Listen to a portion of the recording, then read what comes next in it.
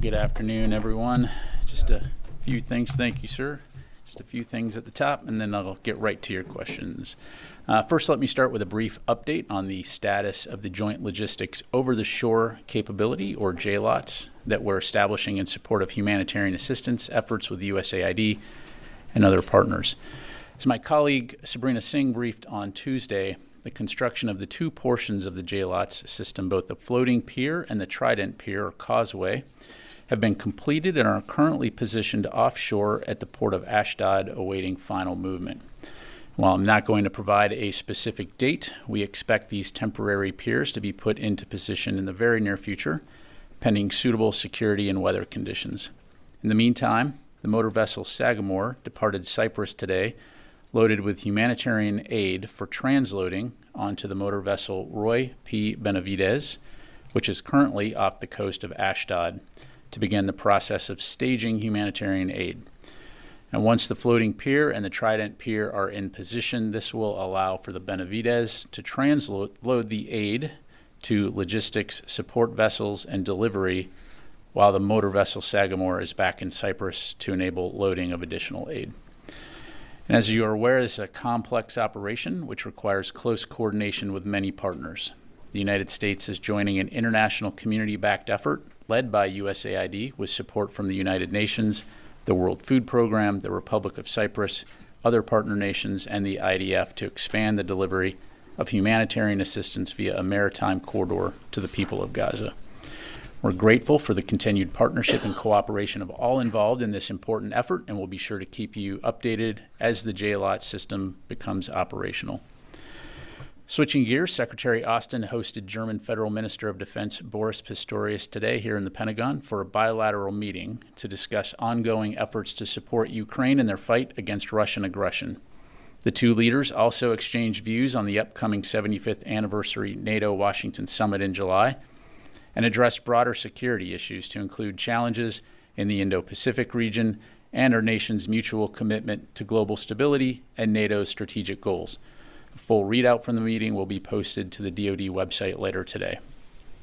Following his meeting with Minister Pistorius, Secretary Austin departed the Pentagon to travel to South Carolina, where he'll deliver the commencement address at South Carolina State University tomorrow. He'll also visit Fort Jackson to meet with troops, swear in some of our newest recruits joining the U.S. military, and see the Army's Future Soldier Preparatory Course. And finally, after joining NATO last year, Finland forged a new tie with the Department of Defense when they signed their formal state partnership agreement with the Virginia National Guard at a ceremony in Helsinki on May 2nd. While only recently formalized, the partnership between Finland and the Virginia Guard goes back to 2001, when the 29th Infantry Division of the Virginia Army Guard deployed with Finnish Defense Forces as part of Stabilization Force 10 in Bosnia-Herzegovina. The National Guard State Partnership Program now includes 89 partnerships with 106 nations around the globe, and I would encourage you to reach out to National Guard Bureau for more information. With that, I'm happy to take your questions. We'll start off with Associated Press. Tara. Thanks, General Ryder. First on Rafah and then a second topic. The president yesterday said that depending on what happens in Rafah, he may also pause potentially artillery and weapons shipments to Israel. And a senior administration official said earlier this week that JDAM kits were possibly under consideration as something else that might be paused. Can you give us an update on the shipments, the 2,000-pound and 500-pound bombs that are already paused, and whether the Pentagon has received any requests to pause additional weapon shipments? Yeah, first, let me just say up front, Tara, that as you heard both Secretary Austin and the President say, our commitment to Israel's inherent right to self-defense remains ironclad. And as you know, we've provided billions of dollars in security assistance to Israel. We've supported their efforts to defend themselves. Most recently, Iran's unprecedented attack. So there should be no question that we will continue to stand by Israel when it comes to their defense. Also, as Secretary Austin and the President highlighted yesterday, we're currently reviewing some near-term security assistance. Specifically, we paused one shipment of weapons consisting of 1,800 2,000-pound bombs and 1,700 500-pound bombs. We've not made a final determination on how to proceed with this shipment, and not going to get into hypotheticals. Again, we've been very clear on our views as it relates to Rafah and any ground operations there, and I'll just leave it there. What would, determine your final decision on whether to send weapons? What do you need from Israel in order to send them weapons, or to determine that you're not sending weapons? Yeah, I'm not going to get into hypotheticals. As I mentioned, we have paused one shipment, and of course we're continuing to discuss with Israeli officials, their plans as it relates to Rafah and addressing the Hamas threat. Okay, and then a separate topic. On Friday, a Florida sheriff's deputy shot and killed Senior Airman Roger Fortson. He was in his own off-base apartment. The deputy entered the apartment, shot and killed him. Has Secretary Austin been following this? Is he concerned at all? Has he reached out to the family? And are there any kind of greater concerns about all of the military personnel that live in off-base housing when you have law enforcement coming and responding to a call? Yeah, well, first of all, the Secretary is following this closely, and I would like to offer our thoughts and prayers to Airman Fortson's family. We are, of course, saddened at the loss of one of our own. I know that his death is currently under investigation, so I'll have to refer you to the Florida civil authorities for any questions about what happened. But we do know that his family is grieving, and we offer our sincere condolences. Has the Secretary reached out to the family? Not to my knowledge. Tom? Pat, a little more detail on the pier. You said the Sagamore is underway. It'll load onto the Benavides, and then the Benavides will load onto smaller ships. Is that, Yeah, so the way to think of this, Tom, sure. The way to think of this is in this period of time that we have before the pier becomes operational, we're essentially using that time to get ahead. And since the Sagamore has been loaded with humanitarian assistance, by transloading that onto the Benavides is essentially in position to immediately start loading that onto the floating pier for subsequent shipment to the causeway and delivery to the shore. Since the Benavides will be on the scene, so to speak, the day we pull the trigger and start operations, that then frees up the Sagamore to go back to Cyprus to load up with additional aid. And then once this process gets going, the way to think of this is you'll have that floating pier several miles offshore. Ships will go directly from Cyprus to the floating pier to unload. But because we're, again, waiting for the appropriate security and weather conditions to kick this off, we're going to use that time to our advantage to move forward. So the Benavides will unload onto the pier itself? Correct. And then do we know who will be driving the trucks along the causeway to the beach? So there will be non-U.S. civilian contractors that will be driving those vehicles on the causeway onto the beach. Okay, Bill. Real quick on the Benavides and all that. Is that going to be the regular rhythm for you all, or is that just what you're going to do to prime the pump and That's get just things priming going? the pump, right? So yeah. Yeah, so essentially after that, what will happen is the floating pier will be available for vessels to dock at, to transload onto the logistic support vessels. And so, it could be the Benavides, it could be the Sagamore, it could be other ships, again, that are picking up aid in Cyprus and bringing it to that floating pier. And then on the pause and some munitions, could you explain a little bit about why those munitions were paused, and give us a sense, if you could, if Israel's trying to attack underground facilities used by Hamas, why those wouldn't be appropriate for that mission? Well, again, as we assess the situation in Rafah, we made the decision to pause this one shipment. Again, as I highlighted, a final determination has not been made on how to proceed with that shipment, but specifically, we're focused on the end use, especially rather focused on the end use of the 2,000-pound bombs and the impact that they could have in a dense urban setting, as we've seen in other parts of Gaza. So that's something that we'll continue to look at.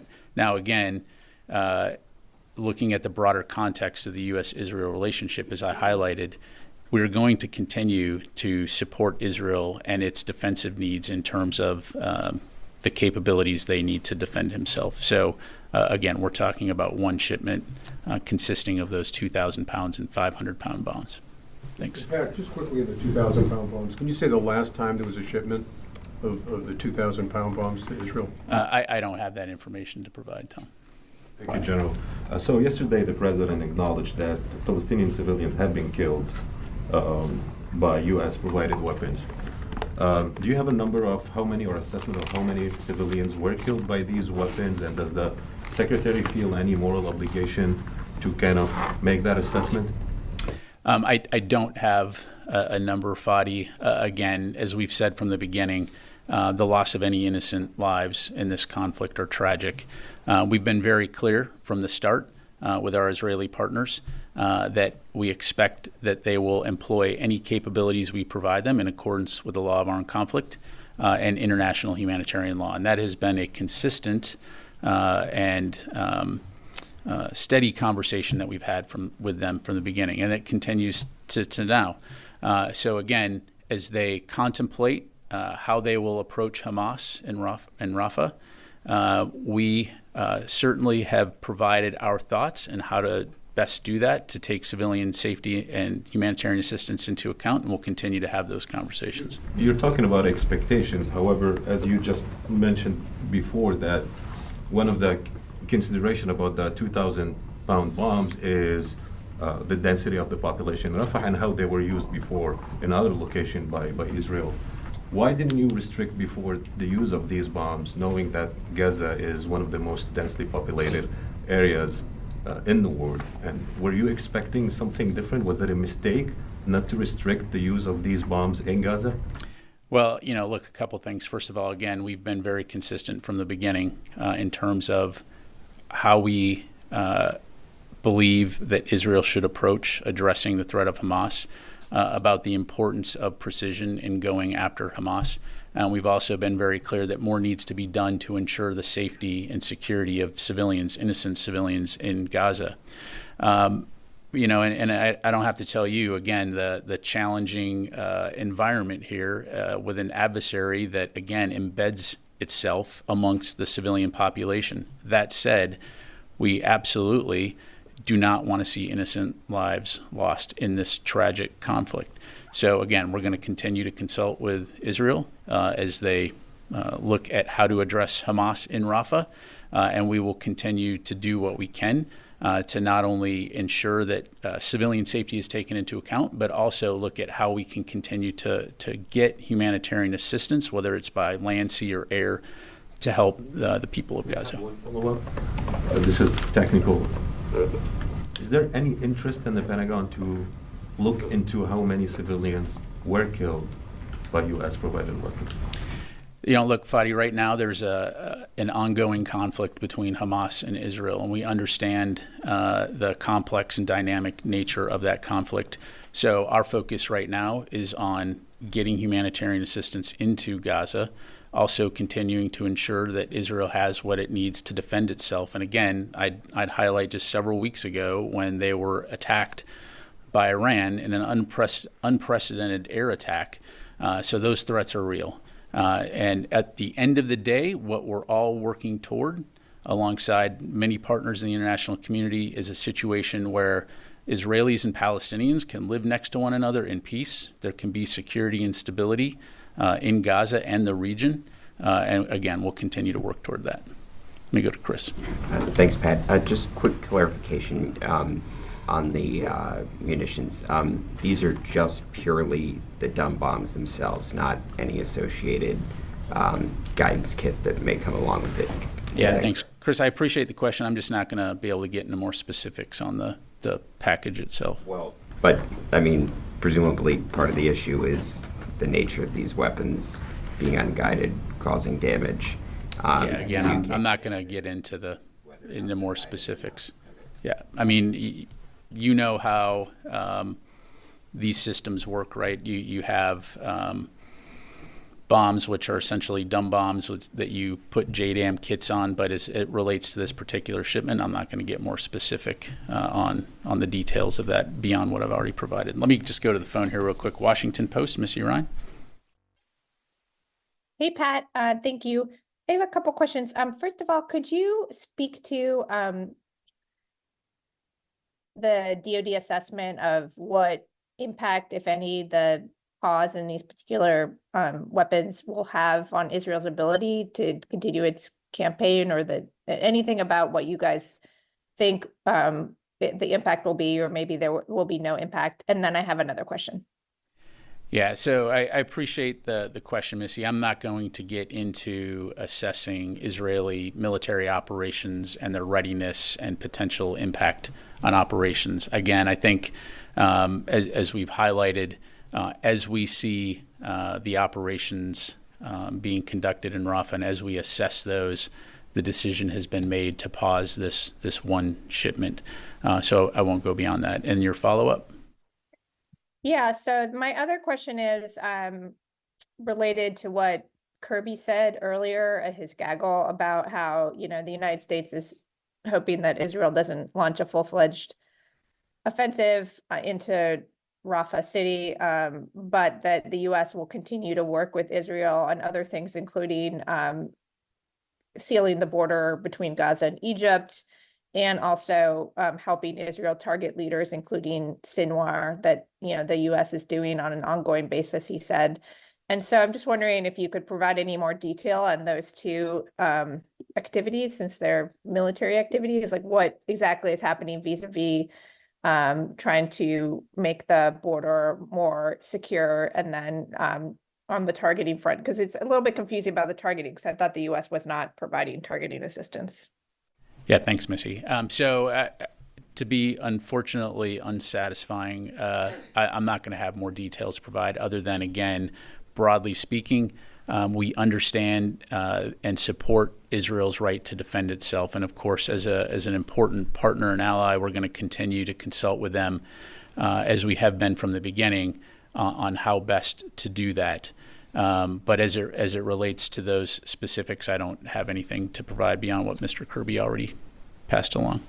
Okay, let me go to Jeff Shogel, Task and Purpose. Well, thank you. You had mentioned that the incident in Florida is under investigation, but I'm just wondering, does the Defense Department have any advice or words for airmen at Hurlburt who may be feeling pretty angry right now over this incident? Yeah, thanks, Jeff. Again, a tragic situation here. As I mentioned, we're certainly, saddened by the loss of our airmen. We obviously need to allow the investigation to run its course. Don't want to get ahead of that, but we certainly never want to see our airmen or any military member or any part of our DoD family be put into a situation like this. So, again, we need to allow time for the investigation to run its course, and we'll certainly have more to say once we've had the opportunity to see that. Thanks. Laura. Thank you. I was hoping you could give us DoD's assessment of Israel's campaign in Rafah right now. They've been doing airstrikes for weeks. My understanding is they evacuated 100,000 people from a certain area. Now they are bombing and on the ground in a certain part of Rafah. Can you say if that's generally correct, and does DoD assess that this is still a limited operation? Yeah, so we do assess at this stage that it is a limited operation. As I'm sure you can appreciate, I'm not in a position, nor would I provide an operational briefing on behalf of Israel. But yes, it's all indications are at this time that it is a relatively limited operation meant to secure that area. And so again, we'll continue to assess and monitor. That's all I've got at this point. Have the Israelis briefed DoD on any additional plans to move further into Rafah or to expand the scope of the operation? I don't have anything to pass along in that regard. Thank you, sir. Thank you, General. To what extent do you know that Hamas is on board with the JLOTS plan? Is there direct communication between U.S. military leadership and Hamas leaders to make sure that they're not going to try to scuttle this? And then what happens if things go terribly wrong? on the beach front, is it Israel's responsibility, or does the U.S. have contingency plans if Hamas were to attack the pier itself? Yeah, so to answer your question, no. No conversations between DOD and Hamas. And again, I'm not going to get into intelligence other than to say we have no intelligence at this point in time to indicate that Hamas is actively targeting JLOTs or the humanitarian assistance. That said, look, this is a combat zone. It's a dangerous area. And so we are going to continue to take security absolutely seriously. It's going to be a priority for this operation. It has been a priority for this operation. And we'll do what we need to ensure that our forces are protected and those that are supporting this operation. And so, to that point, I think as you see this go on, the commanders on the ground, the U.S. commanders that are overseeing this out at sea and from Israel, they will have the authorities to make decisions as necessary based on the conditions as it relates to any type of security situation. But all that to say, right now, we would certainly hope that if Hamas truly does care about the Palestinian people, that they would not threaten humanitarian assistance being delivered to people in dire need. And for our part, we'll continue to work with the international community to rush that aid in. And who's responsible for the security of these non-U.S. civilian contractors on the ground that are going to be on the pier and on the beach? So as it relates to the security at the assembly area where aid comes off, of course, Israel will be providing security there and working and coordinating with World Food Program in order to, and others, USAID and others, to provide that security on the ground. But again, don't want to get into specific details on that for operation security reasons. Let me go to this gentleman. Thank you. Just a quick follow-up on the bombs. Do you have an assessment of how many of these heavy bombs that Israel already has? Like, do they already have a sustainable stockpile?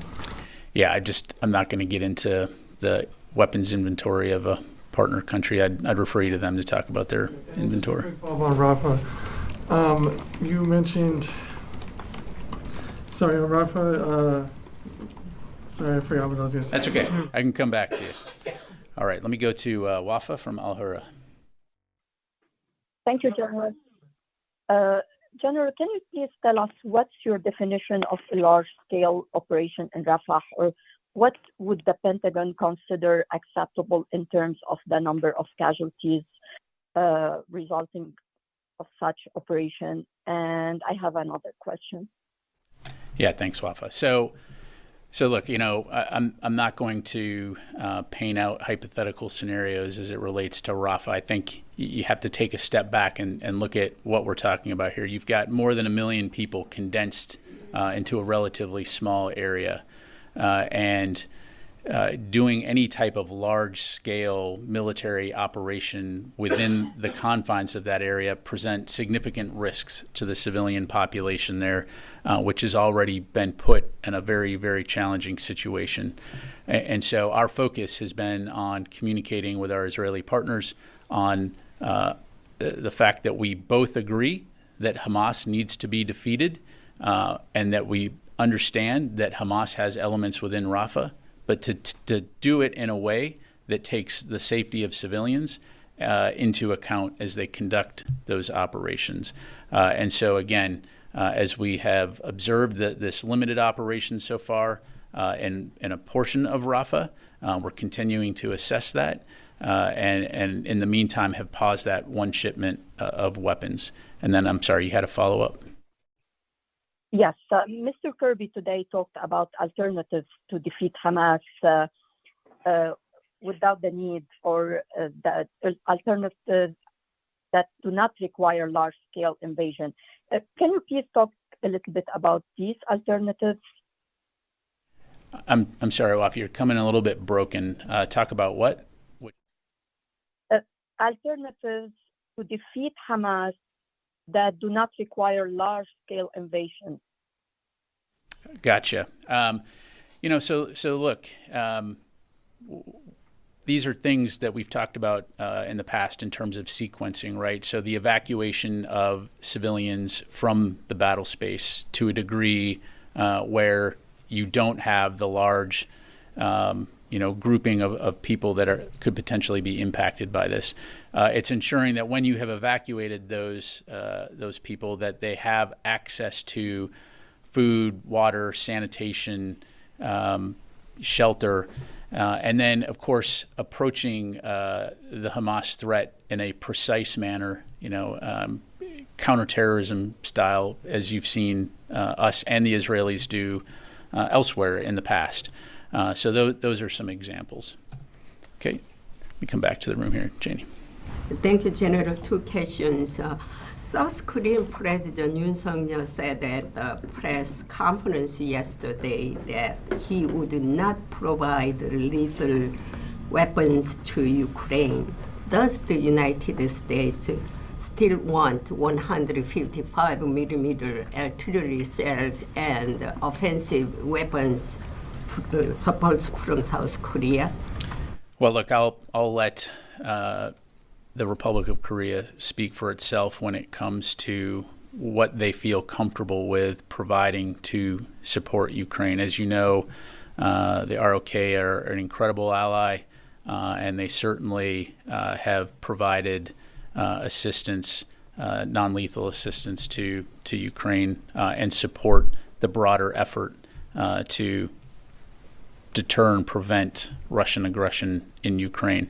But again, it's for them to talk about. We're just grateful for any nation that can contribute in some way to help send a clear signal to authoritarian regimes that invading your democratic, peaceful neighbor is not acceptable behavior. Thank you. The Russian Ministry of Defense reported that Russia will conduct exercise on the use of tactical nuclear weapons. How can you predict possibility of cooperation between Russia and North Korea in the use of tactical nuclear weapons?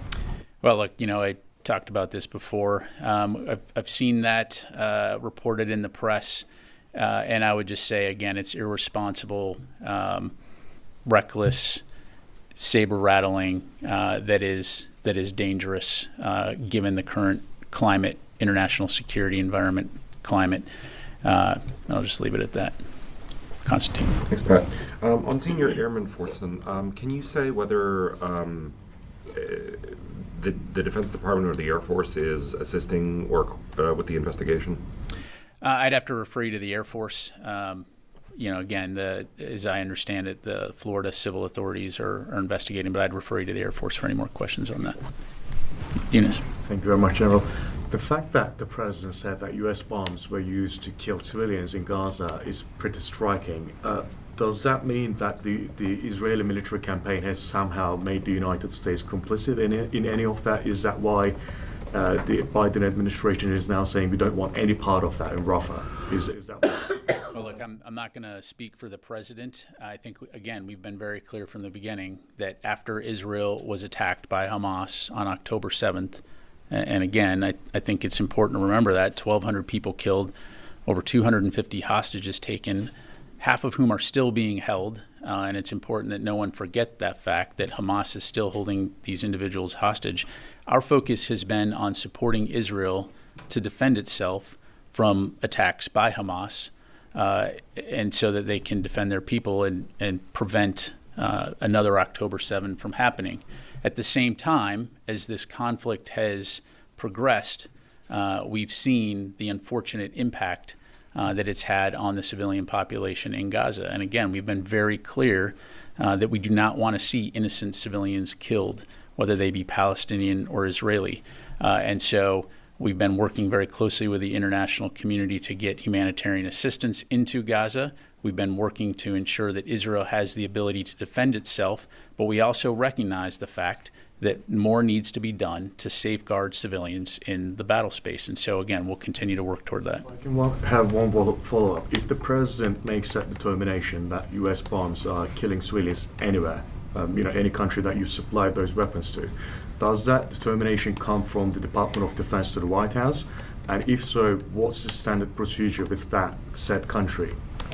Yeah, again, I appreciate the question. I'm just not going to get into hypotheticals. As you know, we have a process by which we employ when it comes to evaluating the use of security assistance, and that process is currently ongoing. It's led by the State Department, so I'd refer you to them in that regard. Yes, sir. Thank you, General. Two quick questions on Syria, especially northwest Syria. According to some local reports and local people, Iran is endeavoring to expand its influence in northwest Syria, and this is by using the local tribes, especially the Arab tribes, to establish some proxy groups with which they established in Iraq, in northwest Syria.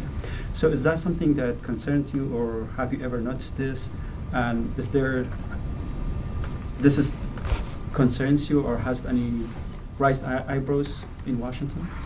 Yeah, I mean, look, this is not new behavior from Iran. It's how they do business, right? So essentially by trying to train and influence proxy groups to essentially project their foreign policy of trying to expel the U.S.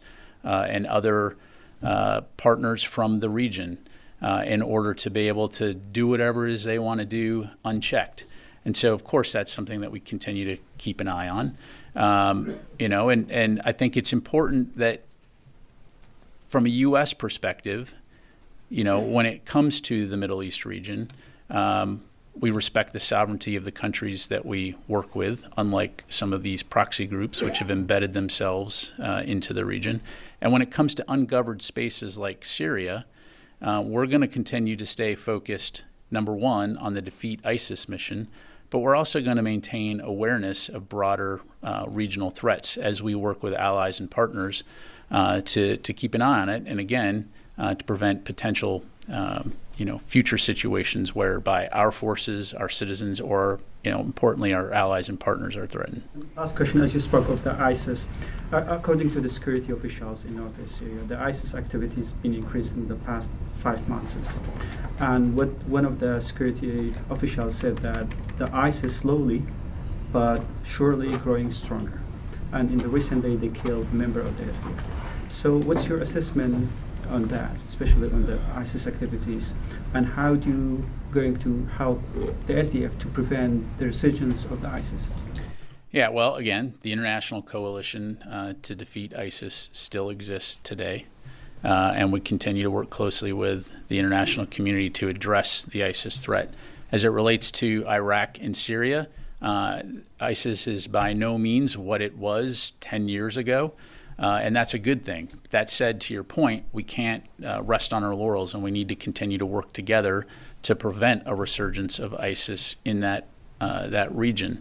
You still have places like Al-Hol, which contains several thousand ISIS prisoners that need to be repatriated back to their countries of origin. And so we continue to work with the international community on that front.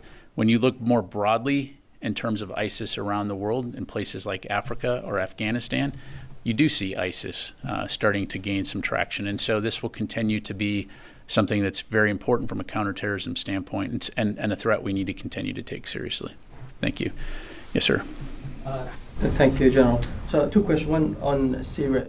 Recently, U.S. expatriated some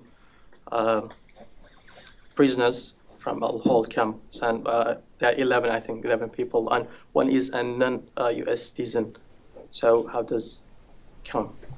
I'm sorry, the 11 prisoners that... Yeah, from Al-Hol camp, which are like ISIS members, but U.S. expatriated them to the country. One is a non-U.S. citizen. If I understand your question correctly, so essentially, yes. That is the goal, is to essentially repatriate those individuals back to their countries of origin, so that they can be it can be addressed in their own domestic legal systems on how best to address that threat. Again, what you don't want is essentially a terrorist breeding ground where it essentially becomes a tinderbox waiting to explode. And so I know U.S. Central Command, U.S. State Department has been working very closely with partners throughout the region, throughout the world, to address this, and of course working with the SDF from the forces that are actually running and maintaining that facility. One question on Rafah. Well, you are working on building piers to provide humanitarian aid into Gaza. And as you know, Israel has controlled border gates into Rafah. How has that made it difficult to get aid into Gaza, into Rafah? Yeah, so, broadly speaking, again, what you're seeing here, and another way to look at this pier is essentially as another gate into Rafah to get aid into. So in addition to working to make sure that there's an increase in flow of aid via land, we also have the opportunity via sea, and as you know, we've also been providing aid via air. That's the way that we look at it. Yes, sir. Pat, Israel, I think, has done as much or more to secure non-combatants in Rafah as the U.S. has done in its own difficult urban battles in the past, going from Fallujah all the way back to the Battle of Manila in the Second World War. Is the U.S. holding Israel to a standard, an unreasonable standard that it has never really bothered to secure for itself? Yeah, thanks, Mike. So look, I'm going to look at every situation based on its merits, based on the current operating environment. And the fact is, we are where we are today. And I think we've been very clear, both publicly and privately, that as Israel contemplates its operations in Rafah, that we would expect to see it be done in a way that takes civilian safety into account. Again, the President and Secretary Austin have both said that as we assess what's happening in Rafah right now, we put a pause on this one shipment of weapons. Again, taking a step back, to be clear, our commitment to Israel's defense will remain ironclad, and we will continue to ensure and take all necessary steps to ensure that Israel has what it needs to defend itself from threats in the region, to include Hamas. Yeah, October 7th, the president said that he was behind Israel's plan to destroy Hamas. Is that still the case anymore, or is he sort of winding that back? We believe that Hamas needs to be defeated, absolutely. Thank you. Jared. Just a quick point of clarification on the Israeli military's relatively limited incursion in the vicinity of Rafah. I believe Israeli officials have said that it's intended to cut off the flow of weapons to Hamas in that area. To what extent does this resemble the initial move the IDF made here? To what extent does that resemble the tailored operational plans U.S. officials have discussed with their Israeli counterparts, or does this appear to be more consistent with shaping operations for larger scale ground clearing? Yeah, again, I'm not going to get into trying to characterize from the podium here detailed Israeli operations, other than, again, what we've observed and what they've told us in terms of it being a limited operation. So, last question. Yes, sir. Thank you, sir. Two questions, quick please. One, conflicts around the globe still going on, one after another, and they are connected with military. Prime Minister Narendra Modi is still influenced among global leaders. You think he has any power, any influence to stop and end of these conflicts and wars going on? Are you asking me if Prime Minister Modi has influence to stop conflicts? Those leaders where these wars are going on, like Russia's and Ukraine and in the Middle East and all that, his influence is more than ever today. Yeah, as I appreciate the question, Guilfoyle. As I'm sure you can appreciate, I'm not going to make a judgment regarding the leader of India, other than to say that, look, India is an important and strategic nation and a very important part of the world. And from a U.S. standpoint, we, of course, very much appreciate the relationship that we have with India. And from a Defense Department standpoint, look forward to continuing to bolster our security cooperation relationship. And Thank second, you. sir, Yeah. Secretaries of State and Treasury were in China recently, and both of them warned China in their own ways and different that not to influence elections or not to interfere in U.S. interference in many ways, including cyber and all. My question is this building, DOD or Pentagon, affected about those warnings to China in any way as far as the U.S. national security is concerned? Yeah, look, when it comes to election security, The Department of Defense, of course, plays a role in that, as you know. I won't get into the specifics of that other than it's something that we take very seriously to ensure the integrity of our own elections, to include on the cyber side. So I'll just leave it there. Thank you very much, everybody. Appreciate it.